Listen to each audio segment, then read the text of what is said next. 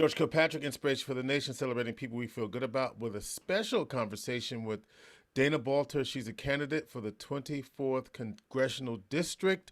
It's a pretty big district, of course, and representing Central New York, parts of Cortland, parts of Western. And so, Dana, this is a pretty, we got 2 days left before Election Day. And so, how are you feeling about your candidacy and what you want to do for the people of the district? I'm feeling great. Thanks so much for having me, George. It's a real pleasure to be here talking with you.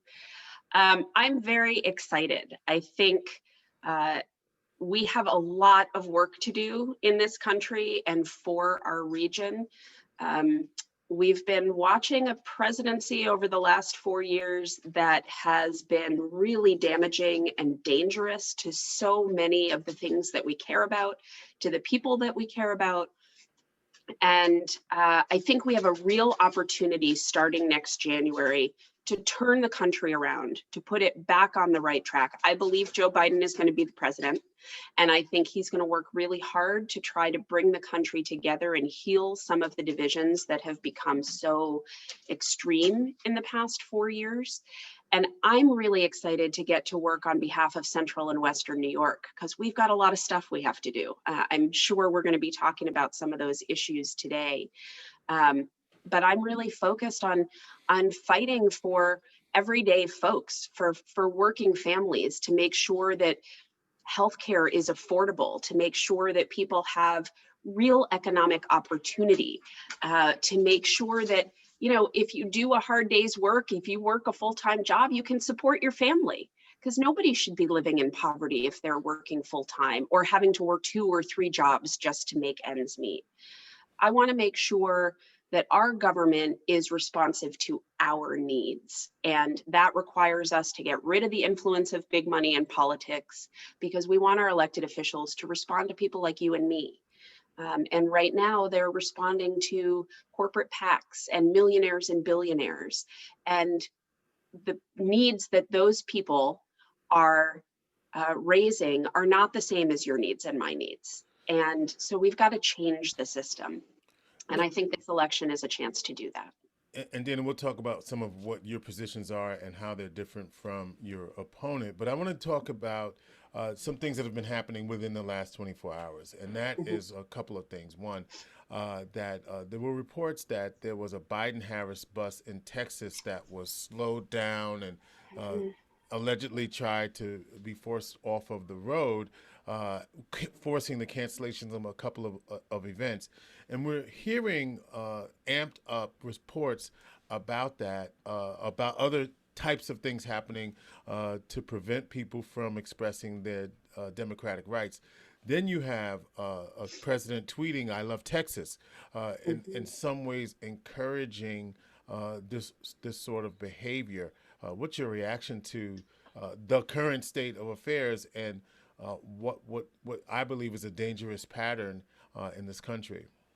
I agree with you. It's very dangerous. And it's, I wish I could say it's shocking, but at this point in the Trump presidency, it's not shocking anymore, because he has been very clear from the beginning, from when he first announced his intention to run for president, that he encourages violence, that he doesn't believe in democracy or democratic principles, and that all he cares about is what's good for himself.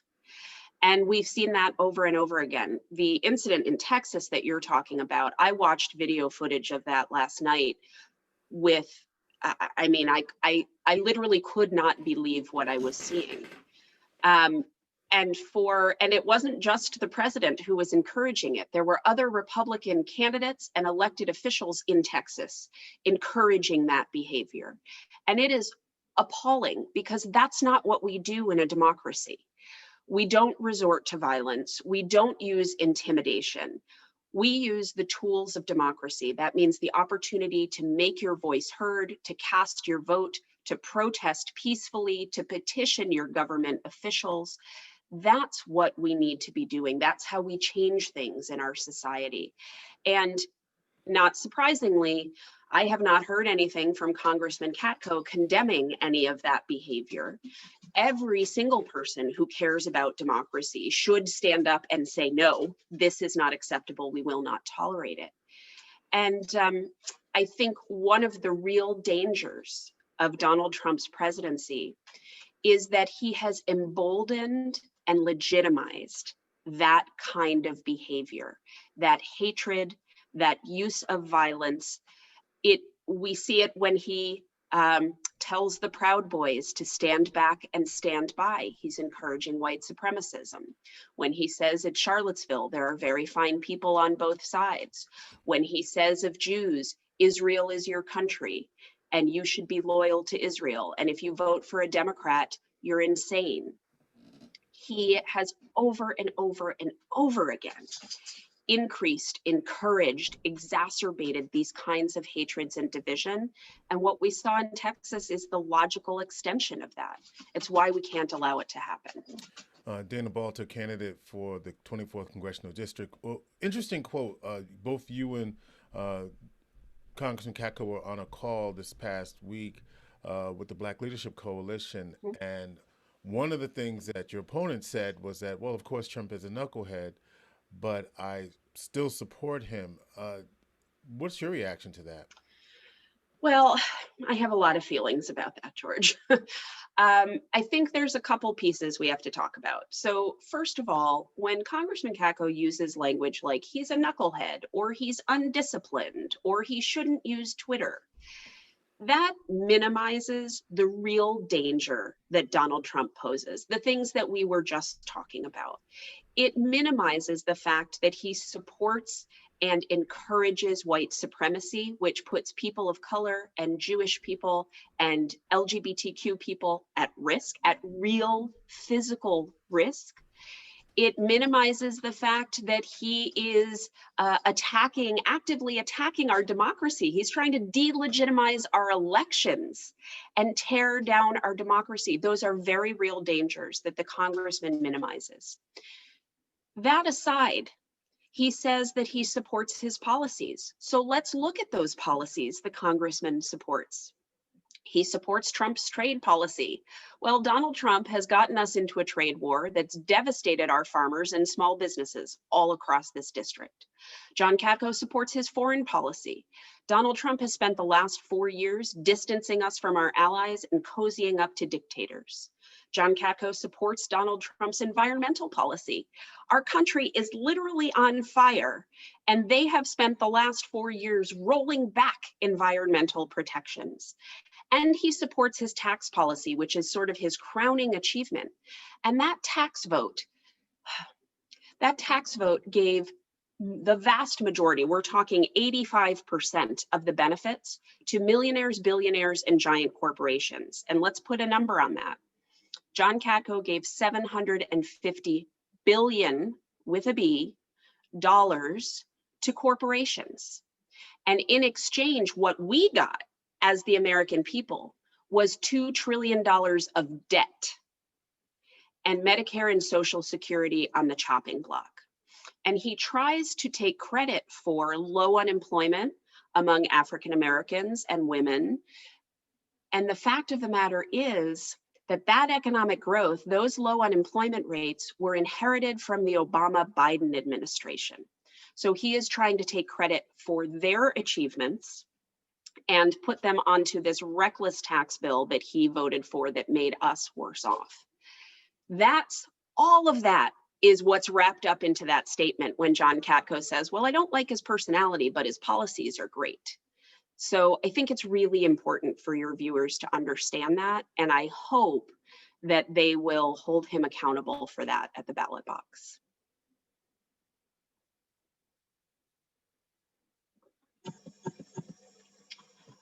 Oh, sorry, George, I can't hear you all of a sudden. Yeah, that's right. Here we go. That's because one of the things that your campaign has had to address is the fact that you are positioned as far left, right? That and for too far left for the district, and that we can't afford your policies. So, would you explain the quote far left policies that we can't afford to have? Sure. I'm glad you use quotes there. So this is John Capco's story about me, and I think it's really misleading. We see this story actually not just here, but all over the country. This is how people refer to people like me who are running for office on a platform that is designed to put working people first, right? And the powers that be don't want that because it threatens their power. And so they try to marginalize it and diminish it by using terms like far left. But let's talk about what I actually stand for and what the people of this district want. So the things that I'm fighting for, things like universal health care, right?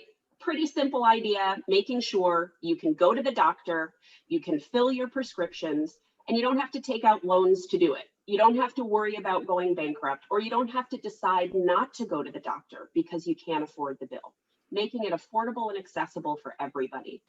63% of Americans support that. It's not a far left position, it's a mainstream position. I support a $15 minimum wage because, as I said, no one who works full time should be living in poverty. 68% of people support a $15 minimum wage, a mainstream position. I support Roe v. Wade, maintaining safe legal access to abortion for women. So do 76% of Americans. I support getting big money out of politics. So do 77% of Americans. I support universal background checks for gun purchases because it's one thing we know will help curb the scourge of gun violence that's plaguing our communities. So do 97% of Americans. These positions, these things that I'm fighting for, are not far left. They're not out of the ordinary. They are the positions held by a supermajority of voters. The congressman's positions against all of those things are the ones that are in a small minority. Those are the fringe positions. And I think he knows that if he were to be honest about where he stood on the issues and where I stood on the issues, he'd lose because I stand with the people. So that's why he uses language like that. What I am optimistic about is that our voters are smart enough to see through it, and they know who I am and what I stand for, and they know that I will always be on their side. I was talking to somebody, Dana, who said that they were hedging on their support for you related to something with the campaign and the funding, and they said she did something wrong with the campaign. Would you explain that? Because this was an actual real time conversation with somebody. We were having a difference of opinion around issues of voting, especially as it relates to this presidency. But when it came to your position, they were concerned about you taking some money from the campaign, realizing, and then paying it back. They needed to be assured about that. Can you help us with that? Absolutely. So candidates who run for federal office are allowed to take a salary from their campaign. When you run for office, it is essentially like doing 2 full-time jobs. That's about the amount of hours that you put into it. So in, I think it was the early 2000s, the Federal Election Commission made this rule that candidates can take a salary. And the reason they did that is that up until that point, pretty much the only people who could run for office were people who were really wealthy, who could afford to take a year or a year and a half off from work. And what that is how we ended up with the situation in Congress where it's dominated by millionaires. And therefore we get policy that's really good for millionaires, but not so good for the rest of us. So part of the effort to diversify Congress so that we have people running who look like us, who share our experiences, who know what it's like to struggle, is allowing candidates to draw a salary. So I draw a salary from my campaign. It's what makes it possible for me to run. There is a rule about salary that I wasn't aware of that has to do with the date, the starting date that you are eligible to draw a salary. And I wasn't aware of that. So I drew my salary too early. The FEC, the Federal Election Commission, sent me a letter and said, hey, you're not allowed to have this salary yet. You have to wait until such and such a date. And so you need to pay this back. And so I did. I paid it back. I filed all the paperwork that we needed to file, and the matter is closed. So I made an honest mistake, and my take on this kind of a situation is that we can't expect our elected officials not to make mistakes. What we have to expect from them is that when they do make mistakes, they address them with integrity, which is what I did. And I was 100% open and transparent about it from the moment that it happened and all the way through till now.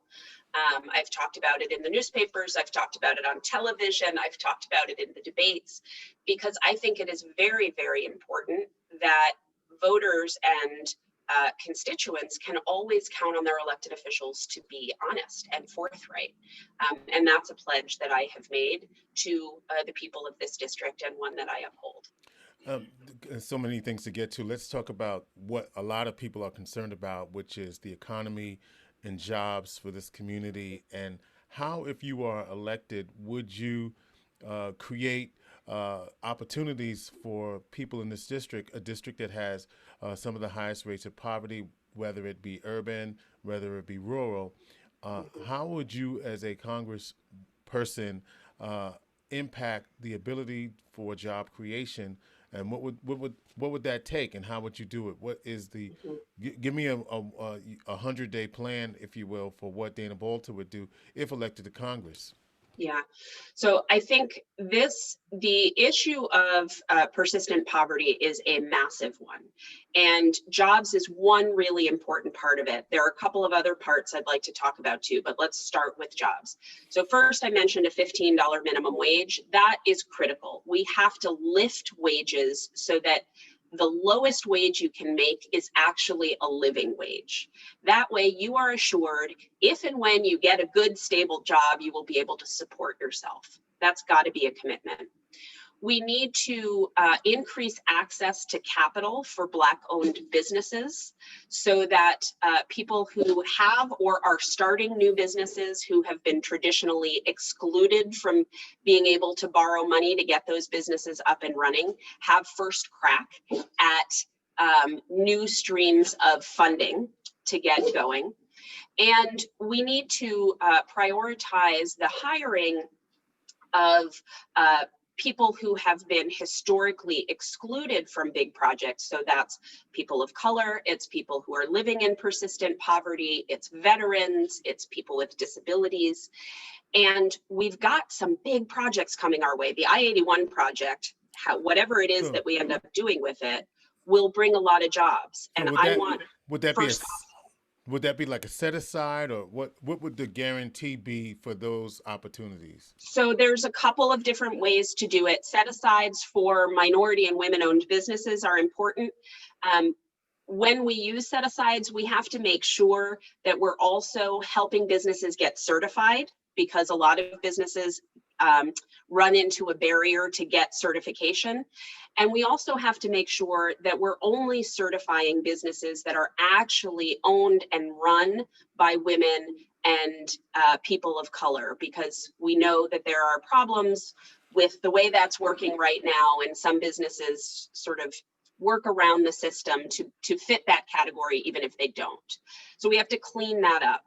But then there's also a bill called Build Local, Hire Local that was introduced in the Senate by Senator Gillibrand and in the House by Congresswoman Bass. And that has a whole bunch of provisions in it to ensure that when we do a federal project, a federally funded project like I-81, the jobs go to local people in our community instead of importing workers from somewhere else. Mm-hmm. And we want to do that for two reasons. We want local folks to get the jobs, but we also want to make sure that the money that's paid in those salaries stays in our local community and recirculates through our economy. Because if it's somebody over here who's making the money, they're going to take it back to their community. We want it spent here in restaurants and stores and helping our small businesses grow.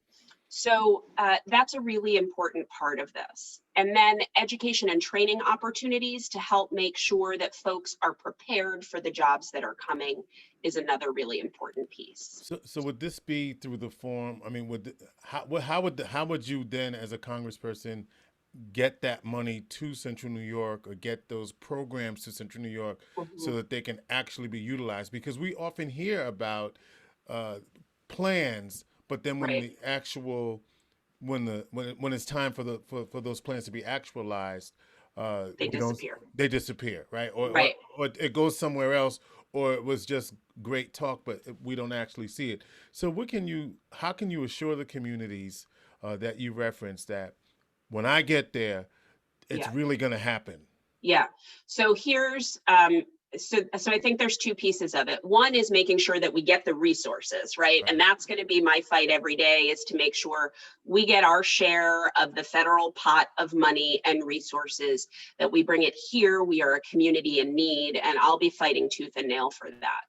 But the second part of that is, how can we make sure that these things actually happen with the resources, right? And that's your question. So I have a sort of a list of items, including local hiring, including set asides for minority and women owned businesses, including the use of environmentally friendly materials and sustainable practices, because as we're building, we need to be preserving our environment, especially in communities of color that have historically been on the receiving end of environmental injustices. Um, what I'm going to be fighting for in Congress is to make sure that every single federal dollar that is allocated, whether it's to our community or any other community, has those requirements attached. That we do not let any money go from the federal government to local communities and local projects without those requirements.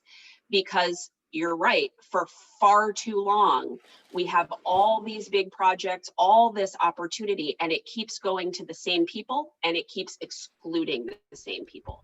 So my fight is going to be to have those requirements attached to every federal dollar of investment.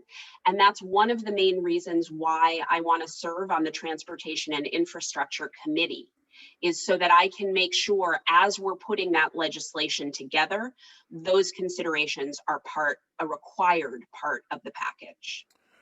Dana Balter, we have a pandemic, obviously COVID-19. We're seeing cases rise across the country. In some ways, a second wave, even a third wave, uh, much of which we believe we could have prevented if we had Yes. a national testing strategy and funding to support our frontline workers. And so, if you were in Congress now, what would you be doing differently than your opponent around the national COVID-19 strategy, but also in terms of what we're seeing right now, which is Mhm. cases rise, even in our community where we're talking right now in Onondaga County, we're even seeing Yes. cases rise.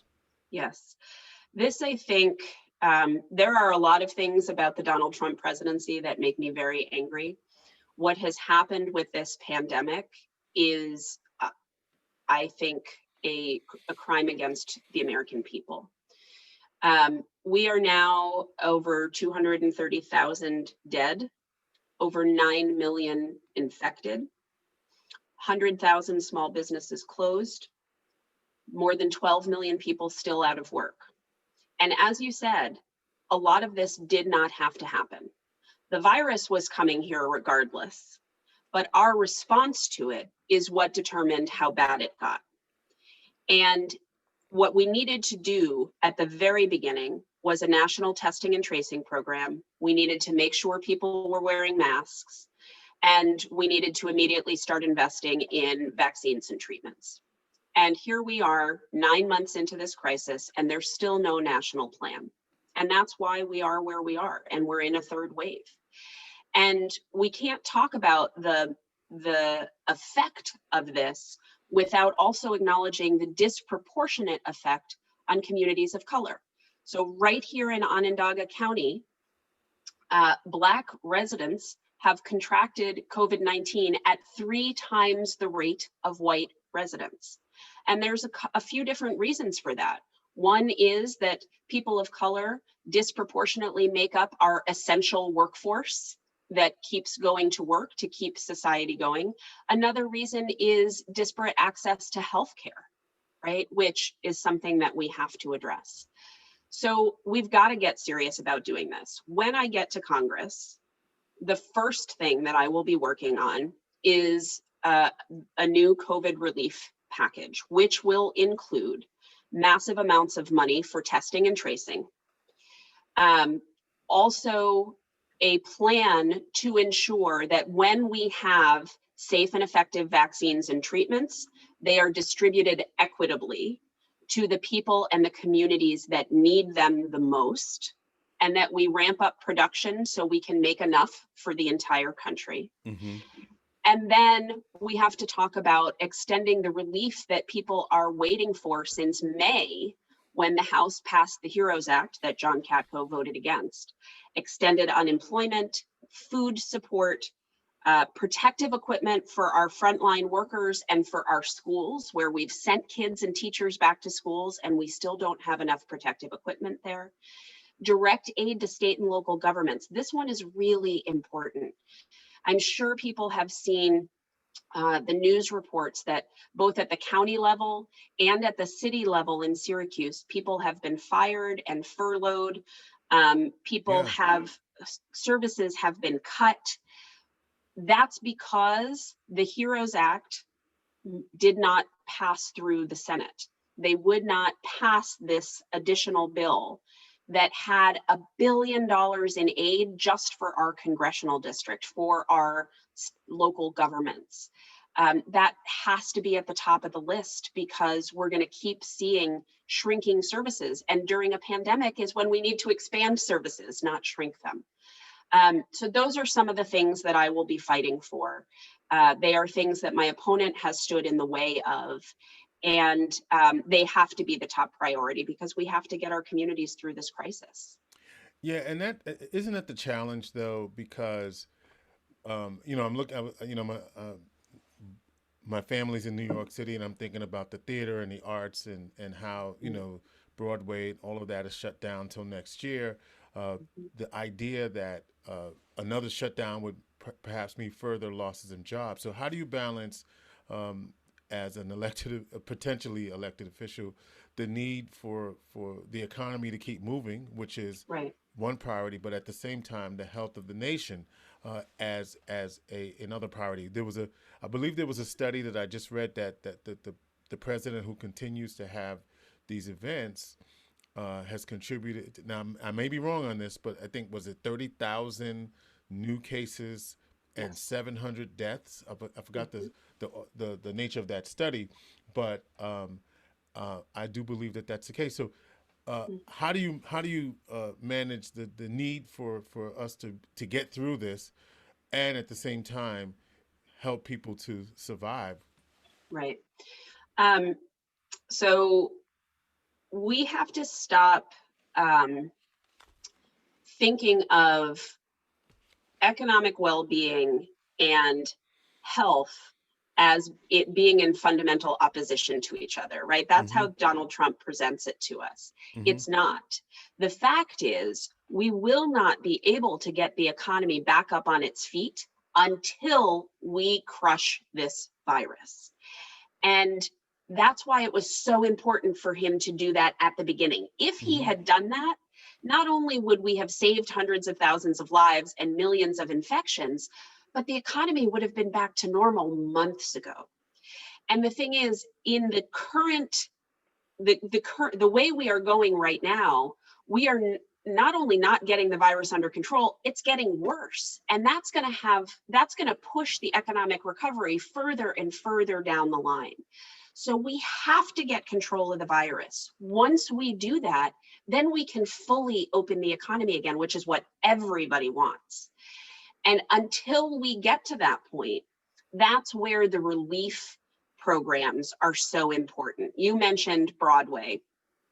There's a Save Our Stages bill, which is designed to help not only Broadway, but all performers and Syracuse venues that stage, support, right? exactly, and venues that support performers, the musicians who make Mm, their living right. gig to gig to gig, and because of the shutdown, have no income coming in, right? That's a category of people that's been hit really, really hard. And so there's now a relief package designed especially to help them through. I worked on a bill with Congressman Blumenauer from Oregon called the Restaurants Act, because that's another industry that has been devastated by the pandemic. And so the Restaurants Act is a bill that is designed just to help independent restaurants, not the big chains. They're okay, they can survive. But the independent restaurants, if we don't help them, the estimate is that 85% of them will close permanently. So this bill is designed just to help that industry. One of the things I was really excited to be able to do actually was to get the congressman to include specific language in that bill to help the wineries, breweries, and cideries that are such an important industry here in our region. They weren't originally included in that bill, and now they are. So they're going to get that relief too. One other area of industry that I have my sights set on to put together a relief package for is hotel and tourism, which has also been devastated by this pandemic. So we need to do those kinds of relief packages in addition to the household relief that we've already talked about, to help people survive while we are getting control of the virus. And once we do it, then we can open the doors to everything and get everybody back up on their feet. Dana, I know we have limited time for a lot of reasons, but let me ask you to give a closing argument. I know that healthcare is certainly on the ballot, if you will, if this administration succeeds. They've already told us what they're going to do about it. Uh, you have 1 minute or 2 minutes. Clarify your position vis-a-vis Joe Biden's position, healthcare for all. He doesn't necessarily believe that. So, in 1 minute, please help Yeah. us out with that, and then give us a closing argument of why people should, if they haven't already voted, choose you on election day. So here's your Okay. 2 minutes to do that. Okay. So on healthcare, I believe that what we need to do is ensure that every single person in the country has care. And I believe the best way to do that is to give everybody access to Medicare. That's Medicare for all.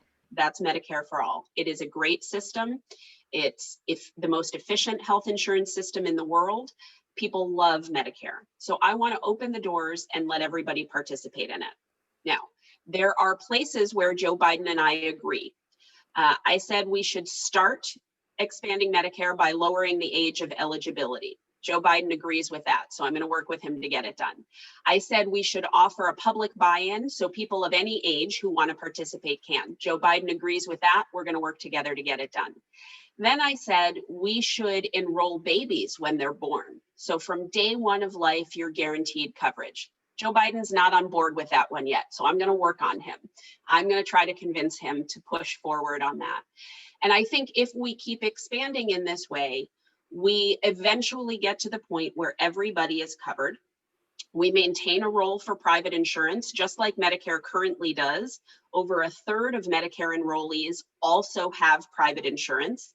We'll continue that. So if you want more than what Medicare offers, the private market is there to serve you. And the essential difference is between Joe Biden and me, who are going to be working to give healthcare access to everybody, and Donald Trump and John Katko, who have worked to gut the Affordable Care Act so that it is now coming before the Supreme Court. It is likely to be struck down. And they have been working to keep costs of prescription drugs and healthcare high and reduce access. Those are the choices that we have in front of us. So I'm hoping people will see that the best choice is increasing healthcare access and support me to do that. Overall, what I would say to voters is, first of all, please don't pass up this opportunity to make your voice heard. Your ability to cast a vote is a way that you can exercise power over the political system. And we are working really hard to put power back in the hands of the people where it belongs. So please, please use your vote to do that. I'm asking you to vote for me because I want to fight for you.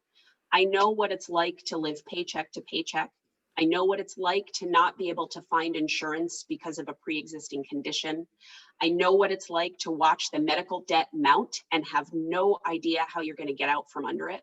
And I want to serve in Congress because I want to fight to make sure no one has to face challenges like that.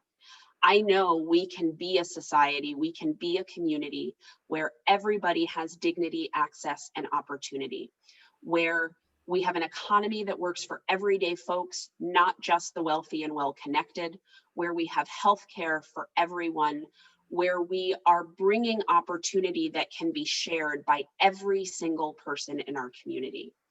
And I will start every day in Washington, D.C., asking one simple question. Will this make life better for Central and Western New Yorkers? And if it will, I will do it. And if it won't, I won't, because my only allegiance is to the people of this district. So I hope you give me the honor of serving you in Congress. I believe that together we can bring America back, and I am very eager to get started working on your behalf. Dana Balter is a candidate for the 24th Congressional District.